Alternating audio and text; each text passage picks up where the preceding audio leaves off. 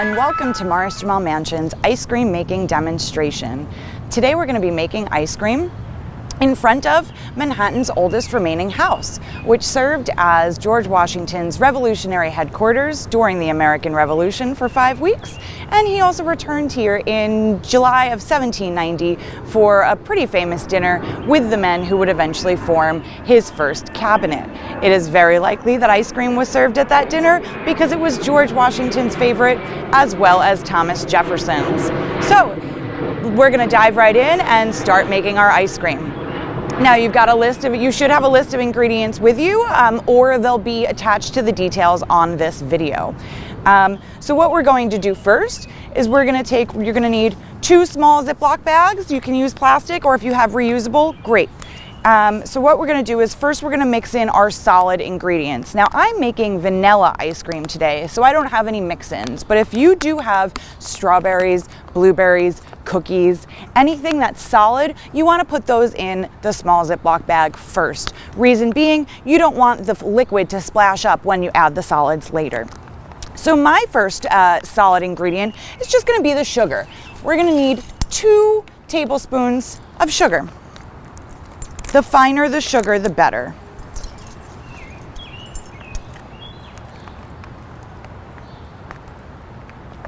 Bear with me while I measure these out. So we've got 1.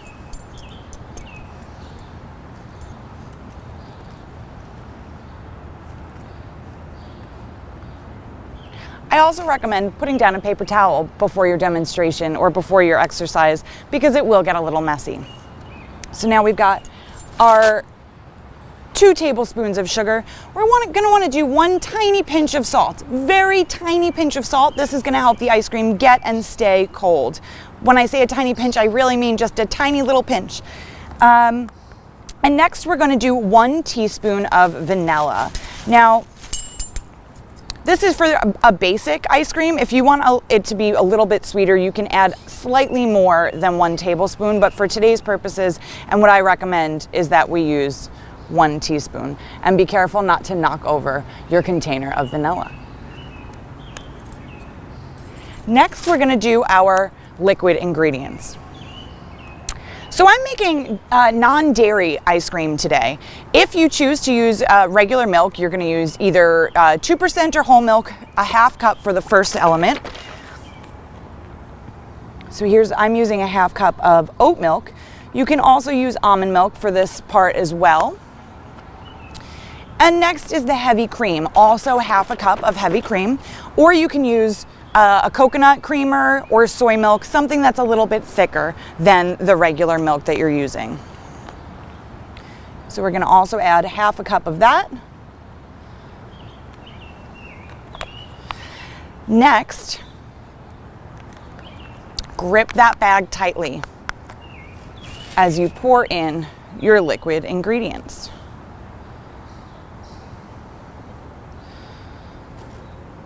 While keeping a good firm grip on that, you're going to want to seal it as tightly as possible.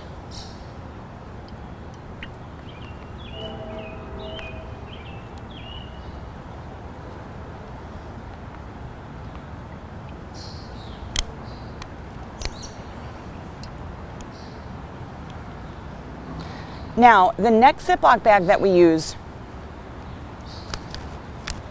is not going to contain any ingredients. We're just going to put the first small Ziploc bag into it. The reason for this is because both of these Ziploc bags are going to go inside a bag full of ice and salt. Trust me, you don't want to be eating your ice cream out of a Ziploc bag that has been covered in salt water. It will seep into the flavoring. So you take your first small Ziploc bag, you put it inside the second small Ziploc bag. Seal that tightly as well. Now you can just set this aside for a second. Our next step is going to be to take our large Ziploc bag and fill it with ice.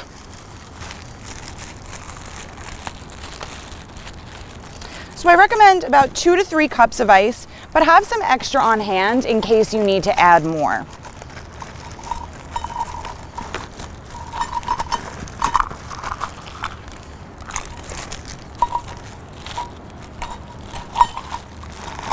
Might be a little easier if you put it in a bowl first.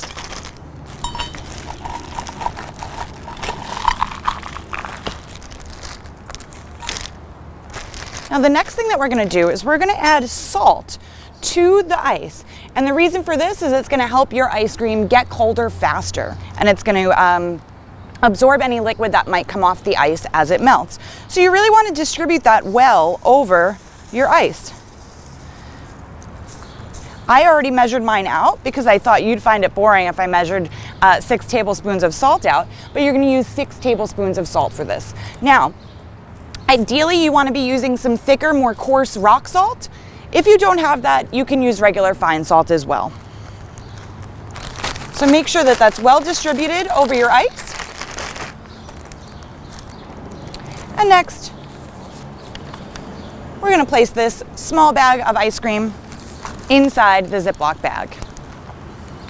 Now, just from looking at this, I can tell I need a little bit more ice.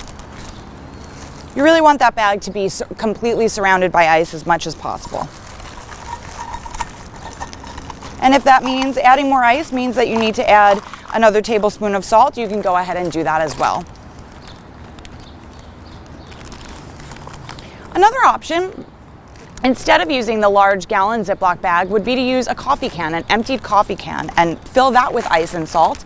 Put your small Ziploc bags inside that, and you can roll it back and forth on the grounds with a friend or against your couch, anything like that.